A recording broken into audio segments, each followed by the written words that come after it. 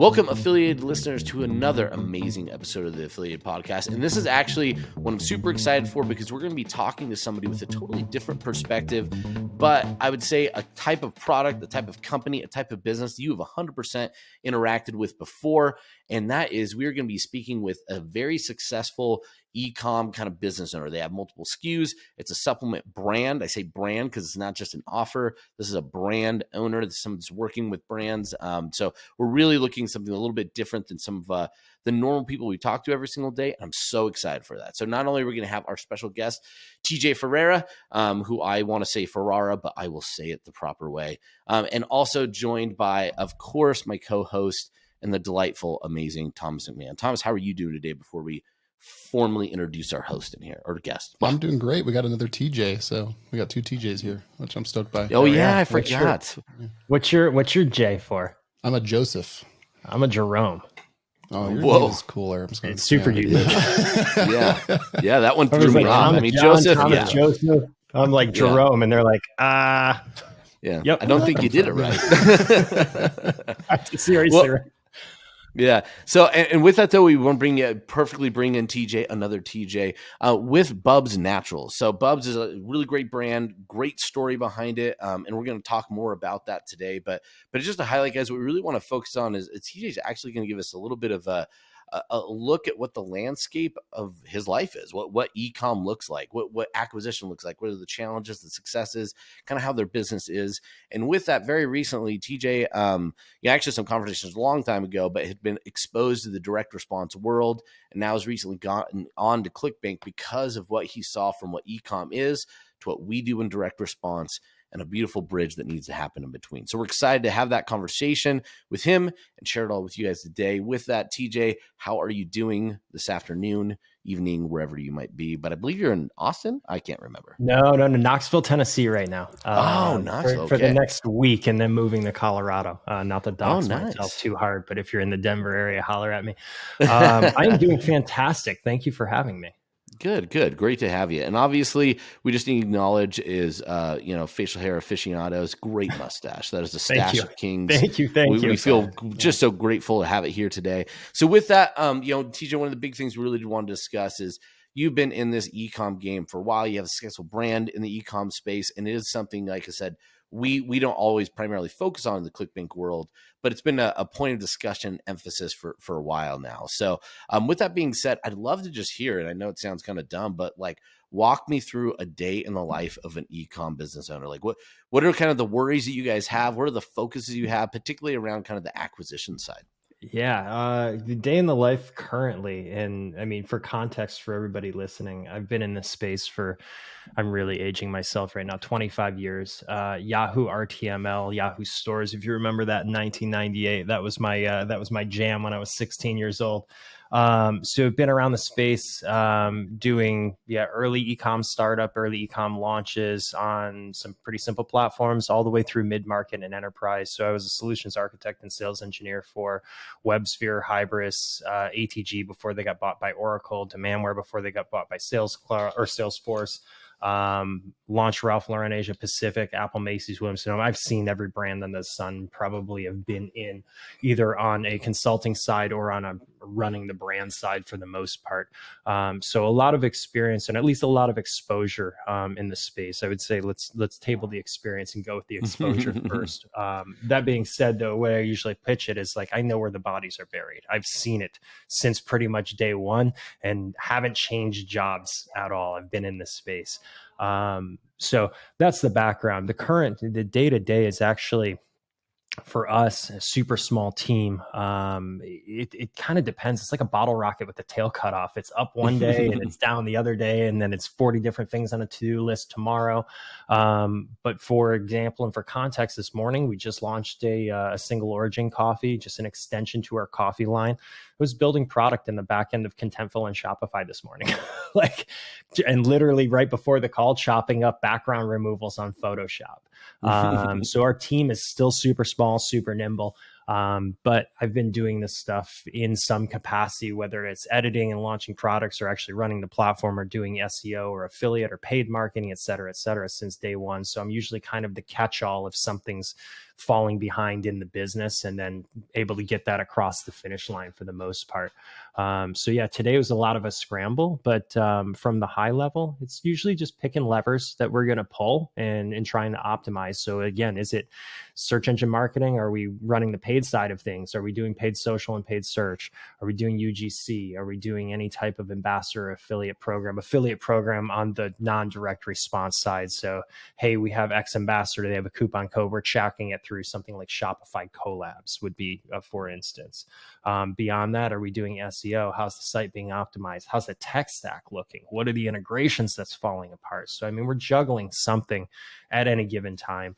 My kind of high level description of it is ecom directors and VPs of ecom are the sleeper CEOs of the business. They're the ones that could slot in at any given time and basically take over the entire organization if need be, because they touch every component just on the digital side. So they're touching logistics, they're touching product development, they're touching marketing in some capacity, some way, shape, or form. It might not be IRL, but it's definitely on the digital side, and it's kind of in line with the brands. And then we're getting through P&L management and all the finances and everything like that. And whether it's just on your segment or you're running it for the whole channel, looking at P&L for the whole channel, it's weaving in and out of some capacity of that. And so, yeah, very happy with where I sit and the exposure that I've gotten throughout the years. But yeah, it's definitely not linear by any stretch. Yeah. I think a lot of our offer owners and even affiliates could really resonate with that feeling, right? Yeah, Like absolutely. what 5 fires today do we have to put out before I get coffee, right? So Totally. yeah, that's a big one. Now, one of the things you kind of mentioned was the channels, and you mentioned a lot of channels that I think sound familiar, but probably look quite a bit different. Yeah. So especially you already know kind of the direct response model. You're looking for like conversion day one, but that's not necessarily the way that you guys are structuring a lot of your traffic, at least to our understanding. So walk me kind of through your guys's before you got into the direct response world, what did acquisition look like for you? What were the things you were focused on and some of the challenges you had? Yeah. And you could keep it relatively high level. For sure. Yeah. So, I mean, one, I want to make the cash register ring, which is why ClickBank direct response resonates so well with me. With my business partner, it's a full brand play, right? So we have to have this dance in between full acquisition, hammering people over the head, getting the credit card and getting a checkout, getting that conversion, and then maintaining and nurturing that consumer after the conversion versus, hey, how are we going to throw the line in the water in blue ocean, so to speak, and try to find the right patty to fish under or something along those lines, which is kind of where we were at on the brand side of things and the non-DR side of things. It's telling the story. It's seeing if those things resonate with people. It's not so much the copy as much as the emotion under the copy, right? I'm not trying to take somebody from point A to the promised land of a conversion. I'm trying to take them from point A of no exposure to this brand into getting them indoctrinated into who we are, what we do, the reason why we started, the reason why Sean and I started this, and kind of that underlying do good, so to speak, that we want out of this. And there's a lot to do in a very short period of time. I mean, I described, 4 or 5 things, but reality is we only have about 4 seconds to make that work on any given platform. Whether I'm doing it in a blog, whether an ambassador or an influencer is posting out on UGC, I mean, that thumb stop point on Facebook ads is pretty quick for most people. So you don't have a lot of time to get it across. So usually what we're doing is that's the indoctrination, top of funnel. And then we're middle of funnel, bottom of funnel, and some sort of retargeting capacity in both of those. Email acquisition channel, SMS acquisition channel. How many touch points do I actually need to have with my consumer before I get them to convert? And then for us as a brand, how much value am I actually giving that consumer before I ask for a credit card? Because that factually, Field of Dreams e-commerce went away in 1998. If you build it, they will come. That's long gone. And now it's actually caring about your consumer. And I feel that those models are a lot better than just the handout credit card. You see the CLTV drop pretty harsh in most of those models. So the longer you're caring about your customer and you're giving value to your customer on the non-DR side, the better things are. That also does is just paint a really, really good lens on how to shift it into the DR model, because the conversions happen so fast. Most people don't really work with that nurture sequence on the back end. Now we get the fast conversion, and now I can indoctrinate you with the brand afterwards on the DR side. So models kind of flipped, but every asset that we've created is going to be used and repurposed multiple times. It's just at what point in the sales cycle are we introducing them? What like channels are you mostly focused on when you look at the digital side? Is it what platforms are you kind of targeting for like the first exposure points? Yeah, so our first exposure points originally were email, SMS, and paid social. And that was it. We were really, really lethal at paid social. I've been on Google AdWords since day one, Facebook since day one for the most part. So those were second nature to me. And again, super small team. At the time we were launching this brand, I was the only one doing those things. So we'd have an agency step in or step out here or there. And the one thing that I ask every agency is just hold par. I'm not the best person at the world at this stuff. I just have a lot of time under the sun. And as long as you don't backslide, we're going to have a great relationship. And the unfortunate thing is every agency we got kind of backslid pretty fast. So I'd always find myself stepping back in, which is totally fine. But yeah, paid search, paid social were kind of the clinchers. And paid social, we had a really good ad that was a total fluke. The way it was said and the way the script came out, it was 100% organic. We threw up an iPhone and a friend of ours started rattling off a bunch of talking points. And strangely enough, it was almost blueprinted out for the best converting VSL. Like and it was completely unintentional. I mean, this is literally three idiots in a garage 4 or 5 years ago, and a tripod and an iPhone, and like, yeah, say something cool and let's get this up and see what happens. And we launched it, and it was just hit after hit after hit. Even to this day, 3 years later, that ad is still going and hitting hard. So that was fortunate for us, but then, you're balancing every other aspect out in the back end of that. It's like, hey, what does my acquisition look like for email? How am I talking to these people in email? It's not really a transact and forget the customer kind of thing. So there's a lot of relationship building on the back end for us on the digital side. Gotcha. That makes a ton of sense. Can you highlight a little bit, if we talked around it, but can you give us a bit of a background of the brand and kind of how y'all got started? Yeah, absolutely. So, again, I've been in this space for quite a bit of time. And whether it was enterprise, SMB, or mid-market, I've got exposure to some level of brands along the way. The last, I don't want to call it job, but the last interesting thing I was doing before we started Bubs was an Amazon reselling brand. So I was, if I'm not mistaken, and Dave Asprey and the team will probably kill me for saying this, but I was the first, I'm pretty sure the first person to sell Bulletproof on Amazon.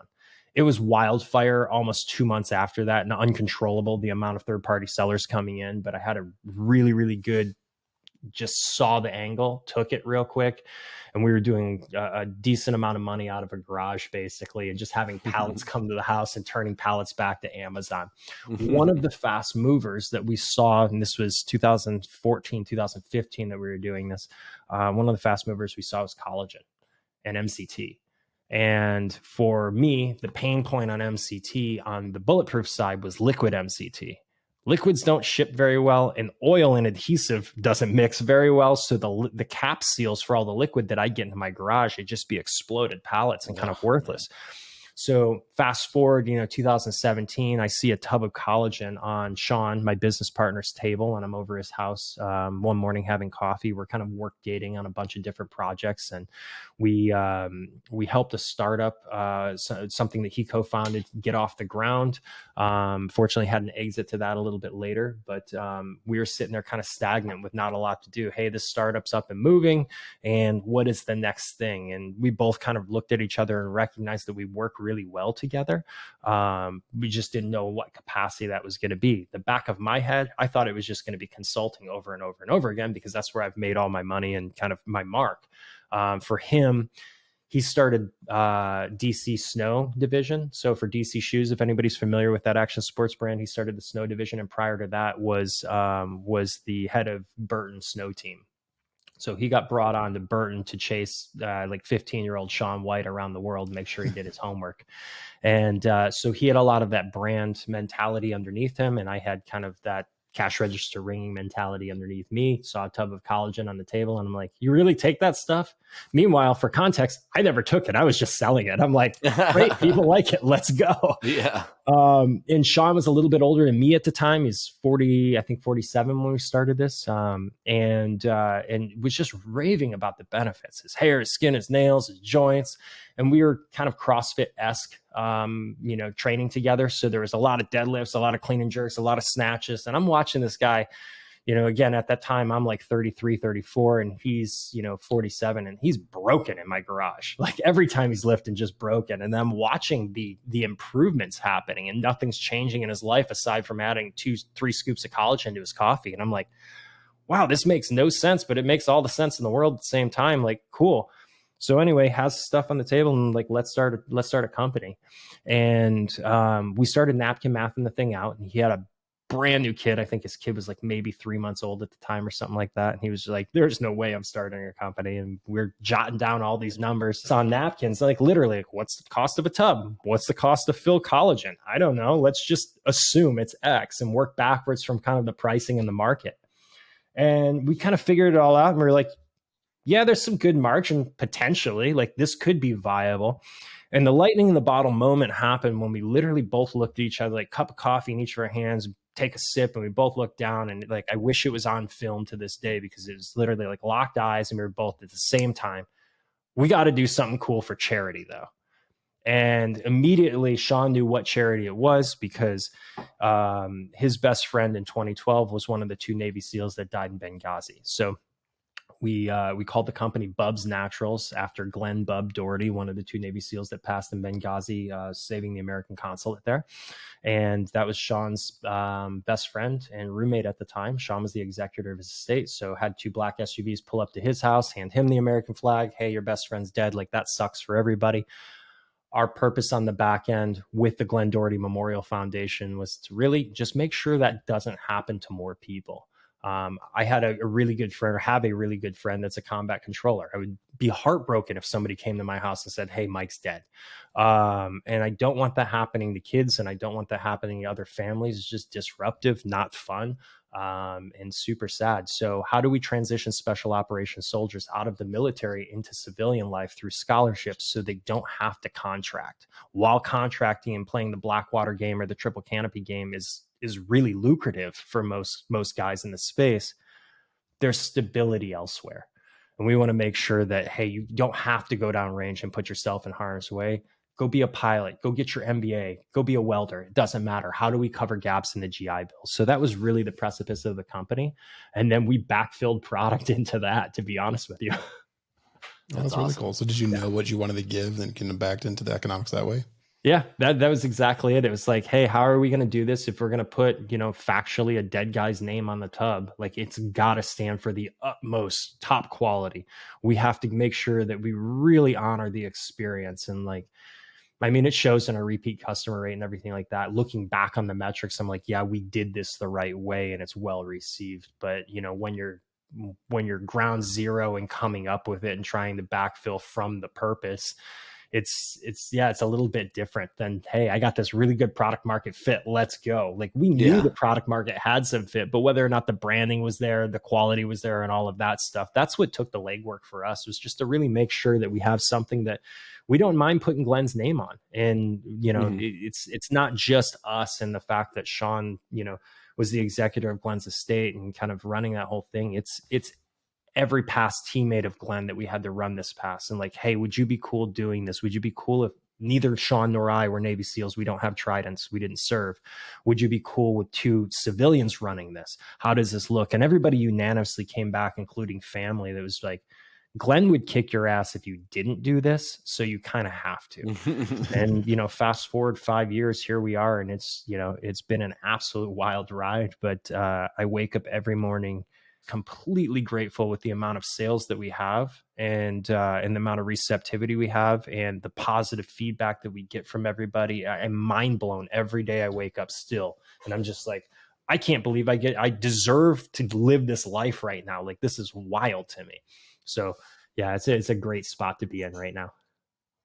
Yeah. I mean, that's such a great, I love that story in terms of not only that there's something very organic in the way that started, right? Like I Yeah, think that product fit, that design, the idea of seeing opportunity when it's there, but then being able to create and have a cornerstone to it that matters and becomes that guiding principle and that guiding light for the quality of what the brand should be is just really awesome. And it comes from such a good place and a good cause that you just can't do anything but feel good about, right? At least totally. continue to do that. So with that, as we just like whip neck and go in completely different directions. So circling back, we talked a lot about kind of the acquisition side of things. Yep. And one of the challenges, we shouldn't say, we didn't say the challenges. We talked about kind of the style, right? You have a limited time. You got to get a brand out there. You got to get an impression. You got to build a relationship, and then spend that time in the back end to continue to bring as much value before you ask for a conversion as possible.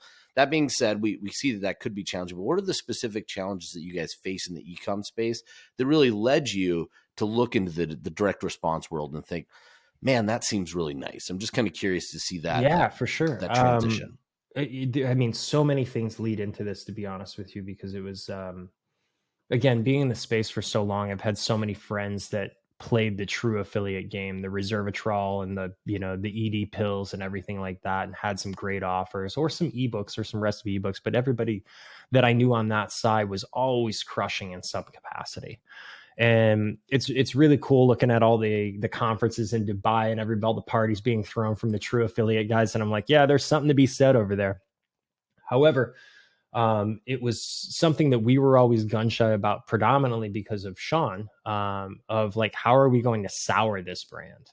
Because we don't want to get in here and mid hop and play that can't unloop yourself from a subscription game or anything like that. Like, we really do care about our consumers. So like, I wouldn't want, Aunt Betty from Kansas calling me up and giving me hey, you charged me 97 times and I still can't get out of this. And I found your cell off of, like, what's going on, dude? So it was a little bit of gun shy. And I know that's not specifically what's required to get in the DR level, but it was just being guilty by association. And again, for me, I wanted the cash register to ring. So I don't want to say it crippled, but it definitely hindered progress of like, hey, there's some low hanging fruit over there, but don't touch it. Like, you don't want to take the apple from that tree. Yeah. Don't do that stuff. Right. So we played the paid search. Yeah. We played the paid search and paid social game for a long time, and basically conversion rate optimization and small offers and checkout bumps and like every little trick and tip that we could do along the way. And, and really it came down to it as iOS 14 and iOS 15 murdered everybody. Fortunately, we didn't get hit super hard on that. We really prepped ahead of time and laid a good foundation, but at the same vein, it still affected folks, whether it's 80% or 20%, it still hit. And we were somewhere in the middle of that. And, come, I want to say November of this year, despite the fact of having relationships with ClickBank and being on calls since like 2020, I think it's been a while. Yeah. Came around in November of this year, and we dropped a significant amount of money on Meta and looked at it and we were like, this is unsustainable. Like, we're going to have to figure something else out.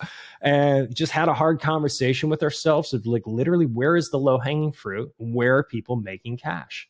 And always came back to true direct response affiliate side. And when you look at some of there's other brands, like true brands in the space that have done it and done it right. Drew Canoli's company with Organifi being one of them. I'll shout out to him. He was a beacon of light, and that company was a beacon of light for where we could go and what we could do. And I know they made their name on ClickBank for the most part. So that was really positive for us. Human, HVMN, is another company that's kind of in our space, A16Z funded, and they're predominantly more liquid ketones and things like that, but still MCT collagen. I watched them early on get some good traction on the back end. And from my research, they were white labeling and changing their brand name a little bit here and there. But at the same time, still really good customer acquisition and cash flow, and can't knock that. So then it came our turn. And, after burning a lot of money, it was like, okay, we should really reapproach this ClickBank thing. And the girls on the team there, Lauren and Lori, I mean, that was pretty much cold call for us. And it was like, yeah, this is serendipitous. It's about time that we actually take the next step in this. And we had some team members that had some bandwidth and some guys that we really trusted in house to take this lead and actually make it happen. And we had soft offers built in the ClickBank and pre-approved products and things like that, but just nothing firing.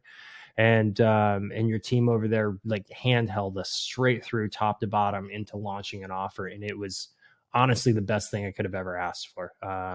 There's very few companies that I like working with in this space anymore, just because it's 99% sell the dream, service the nightmare. Every brand you talk to out there is doing something a little weird.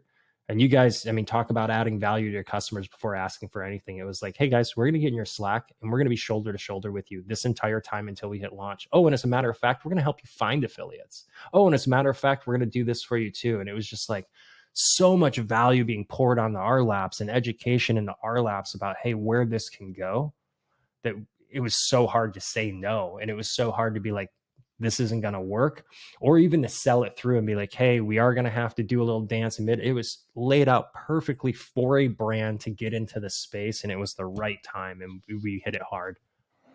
Very nice. That's awesome. That's more than we even asked for. That was great, TJ. Yeah, I was saying that. Yeah. Well, a couple follow-ups to that, because I think one thing, knowing and getting the affiliates, right? Because that's a big barrier. I think one of the barriers I want to talk about before we could jump into that piece, just to see your experience. I know you've been paired up with some great affiliates so far to this point too, but is I think how to find that voice in a world where sometimes things can get, that balance, right? That we want to have a voice, we want to protect the brand that we've created, what it stands for, but we're also competing in worlds where some people are brand agnostic and they'll say the most aggressive thing, regardless of if, what could happen afterwards, just to get the sales. So where have you guys found that balance, and maybe what are some of the barometers that you've used to maximize those conversions without necessarily, I don't want to say selling your soul, but for lack of a better metaphor, we'll dance that you have to do in this space for sure. And believe me, if the gloves are off, man, I'd sell my soul yesterday. Like, I don't even care. Let's just make the cash register ring. Yep. But the reality of it is, we do have a brand to protect. We do have somebody's name to protect. There's a legacy there. So the left and right limits for the direct response copy, so to speak, were, let's not overstep brand and let's not overpromise factual label claims, so to speak. So are we making claims of hair, skin, and nails, and are they supported by studies and substantiated? Obviously, that's something that you guys audit, and that's something that I actually take really serious as part of this, because that means every other brand that's doing offers to you guys is actually having a little bit of left and right limits too. But for us, it was like, hey, let's really stay within those guidelines.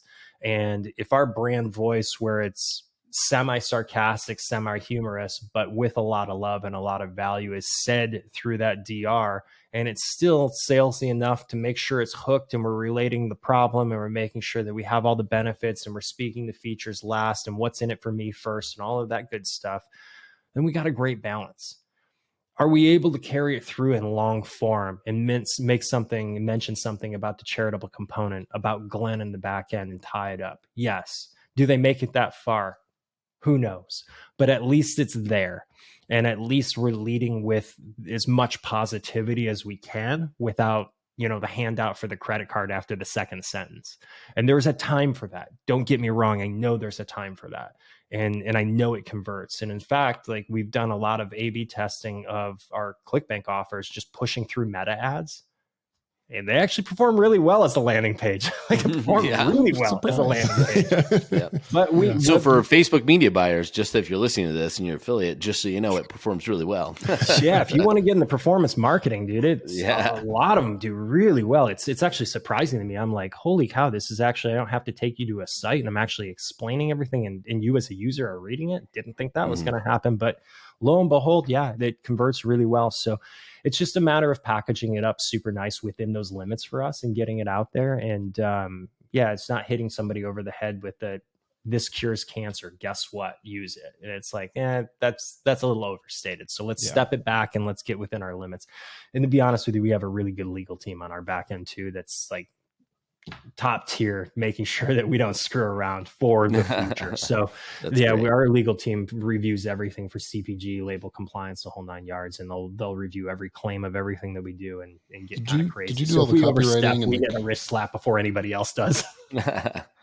Did you do all the copywriting and offer building out in-house, or did you need to hire out for like kind of the more direct Yeah, response so we approach to it? definitely didn't do it in-house on any stretch. The early ClickBank pages that we had weren't in-house. We outsourced to a DR writer, and then this last round we outsourced to a DR writer as well. As much as Sean and I would like to say that we can do it, we're not that person. I mean, and again, my time in the space, like TJ and Megan from Fresh Pressed Olive Oil, like really good friends with those guys, and Gary Benson Vega did all of their copy, and I'm like, I'm not standing even next to that. I'm not even in the same room as that. There's Right, no yeah. way. So I'm going Yep. to step back and let the professionals handle what the professionals do. And, and if something's overstepped in there, then I'll correct it. But everything that we had was outsourced. And our team internally, full time, I think we're at 7 people, maybe. It's not crazy. So yeah, we're constantly looking for experts to work with. Yeah. Well, I love, one thing I think it's, we discount too much. One of the things with the brand quality, the product quality you guys have, that does allow for less aggression to be needed too, right? Yeah. When you have an inherent trust, you have a story, you have a brand that's done the work. It's got, you have everything supported on Google. If somebody happens to go there, you have the content back end. It does bring that level of trust that otherwise, when you're in a DR space and you have to talk about an ancient Chinese secret that you've never heard of, which is why the brand you're about to hear of, you'll never hear of again and haven't heard of prior. You need that. You need to be a little bit more sensational to make up for the lack of anything else that would back it up. And you guys don't have to do that. So when you get to blend those together, though, that's where you get something that could perform not only very well, but very sustainably. It could perform well for a long time, which I think is really exciting to see a brand like yours and make that leap over. Now, one thing before you go, I know this has been fantastic and you've been amazing with your time, TJ, but one thing I think is really interesting that we actually talked about before we got on here, but I definitely like to talk about more. And you've kind of alluded to this, is oftentimes I think people hear affiliates, and you mentioned a little bit earlier, well, ambassadors, not quite the same affiliates that you guys are talking about, but we look at this channel and could think it's just affiliates. I could take the share a sale game. I could take the Rakuten, kind of those type of affiliates. That same approach will be just fine. We have that, right? Which is not the case. So kind of walk into when you look at ClickBank affiliates or performance, the direct response world, what was the approach that you guys had to take to really start to see this shift, or at least that you've taken this time? Yes, the original, like you said, with the share cell and the Rakutens and those people that are basically coupon cabin or honey for the most part, and like in flipping out deals to those guys so that anybody can search for a coupon. That's good, and that's got its place, and it definitely, it's a component to a business that I've seen it work in 2 areas. One, you have tenure, you've been in the space, and you're just trying to squeeze that last little bit. So that's a nice add-on. If you're trying to build backlinks, it's another great way, because a lot of folks don't necessarily no follow or no index their links. So you get a lot of balance there from backlinks as well, which is super good. But when it comes into the direct response and that performance side of things, it is a completely different beast. It's people that have private communities and lists. And I for the brand owners that are out there, the people that are looking to kind of dip their toe in the water, think of it as your best UGC ambassador, your best person on Instagram. And, say they have 50,000 followers. You just equate that to somebody that has 50,000 emails, and they're shotgunning out some copy to that audience. And the email list responds to certain triggers a little bit different. And they have a pre-built demographic and all these things. So you know the audience more, I guess I would say, and know kind of what you're getting into. You just have to speak to that audience and relate to that audience, which I think is where most people fall into the trap, is what I have is going to apply to this. And it's like, no, it's not even going to come close. It won't even resonate. And to be honest with you, most of the people that have lists or are willing to push out your offer don't want to do it when they found out that you did it the same as everything else, because inherently they know it's just not going to convert. So you really have to take a step back. And, again, my recommendation is find a professional if you haven't done it before. Get somebody to help you with your landing pages, get somebody to help you with your direct copy, and build that stuff out and get a really stable foundation, and then take it into the market. Yeah, no, that's awesome. That's awesome. What a perfect thing, and a perfect way to look at it. It's a different channel, it's a different Yeah, process, it's different language, and don't expect yourself to know Mandarin Chinese. Just get an interpreter. That's sometimes a much faster totally. route, instead of trying to figure it out yourself. So, uh, Absolutely. with that, actually, one thing too that I think is really cool is, you mentioned some exciting things you guys have going on in the business. So, you're really jumping into this new acquisition channel at a great time, because personally, you guys have a couple of things. And you mentioned one, but there's even another one that I think sounds like, a future domination in your Yeah. business. So Yeah. yeah, why Yeah. don't you talk a little bit about that for a second? Yeah, so we're actually, as a high level, we're trying to figure out what we are actually as a brand. We're still new, and it's like, how do we describe ourselves? And like you said originally, you're a supplement company or a CPG company. I don't want to be GNC. That's kind of weird. I don't want to be, love him to death for Sell is a great guy, but I don't want to be First Form. Like, I don't want to be that supplement company. I want to be something more. And we find ourselves playing in the land of cows, coffee, and coconuts right now. That's kind of where it's at. So I kind of half jokingly said we're a beverage enhancement company to somebody the other week, and I'm going to run with it because that's where it is. But coffee in the morning for sure. So we have collagen, we have MCT. It's a powder, it's not an oil. To tie it back to kind of our original statements, so you don't get weird shipping problems. All that stuff. It was kind of plus up your morning, plus up your smoothie, plus up your coffee, and like get ready to take on the day. Well, we ended up getting that and moving into the coffee space to basically own the breakfast set, which was super great. And it's been taking off and it's been really good. And obviously just released that single origin Mexican today, which is rad. Where we're going for the coconut side of things, besides MCT though, is water enhancement. So we're going the hydration, and it's called Bubs Naturals Hydrate or Die. And that's the trademark name. And we're doing in a lemon orange and a coconut flavor. It will be the world's first organic hydration. And we also have the highest electrolyte content, pushing 2,000 milligrams per serving. And it's about 5 ingredients. Oh, cool. So Is it a stick that's pack? Like, are you the mixing one the? clincher is Yeah. there's no sugar in it. The sugar content comes from the coconut. So it's about That's 7 awesome. grams of sugar per serving, about 45 to 50 calories per serving, which is way different some of the other stuff on the market. And personally, I've had an endurance sports background. I was a semi-professional cyclist a decade ago and kind of pushed through CrossFit and long events and things like that. And I've been testing this stuff for the better half of a year and a half. And the final off the production line, I got a hold of it last week and took an 18 count bag back to my house from the office, and it's gone. And I Oh came man. back on Thursday and I was like, I didn't grab enough. This is a problem.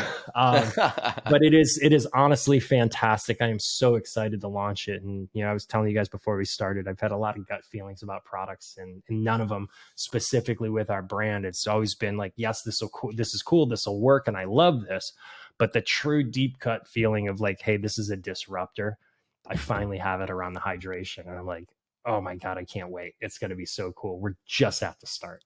Man, That's you really guys, so exciting. really Bubs is like the beverage troll haven. You got your coffee Yeah. for your hot. You just get me some carbonated. Now I got my hydration. So when you troll Yeah. around with all your beverages, And Bubs is then going we to be get into part of that. ready to drink in cans. And that's when you see us close the door Mm, because we lost all our ooh, money. yep. Yeah. Talk about That's expensive to awesome, ship. man. Yeah. That is so great. So, well, cool. I will again really appreciate the time, and for all the Sure. people out there, for affiliates right now. So actually, one thing to do, if you get an idea of just the demographics that you're really looking for, so Yeah. affiliates are interested in testing, the offers you guys have on right now. And then also, it sounds like the lightning offer where it's not on ClickBank right now, or sorry, not lightning, the hydration offer, Yep. where it's not on right now. We'll get that on once it launches, Yep. so you can have access to that for all the beverage troll lists that might be out there, or anybody that wants to live a better life but not necessarily work as hard to do it by keeping hydrated. That's a great way to go. So Thank you. no, I think that'd be awesome. Yeah, if you want to tell people about that, how they could start promoting, and with Yeah, for everything, sure. we'll So let you go obviously afterwards. on ClickBank, no, just search Bubs Naturals on ClickBank, and our offer should come up. Currently, I believe it's a collagen with some cross sells, upsells, downsells on the back end. We will be pushing apple cider vinegar gummies as our next one, and then right after that will be hydration for the summer, and for those beverage trolls out there. Demographics actually pretty simple as it sits right now. We are split 50-50 male female, and always have been since day one. I think for some of the folks that have lists and they're looking to shotgun a little more specific audience type, 55 plus females is going to be our jam. And let's work, with some of you guys out there. Feel free to reach out to us and just let us know what you need specifically. If you guys have an audience, we want to work with folks. And, one of the things that I told Lauren and Lori on this, and I want to carry it through and make sure that everybody knows, we're here to be partners with people.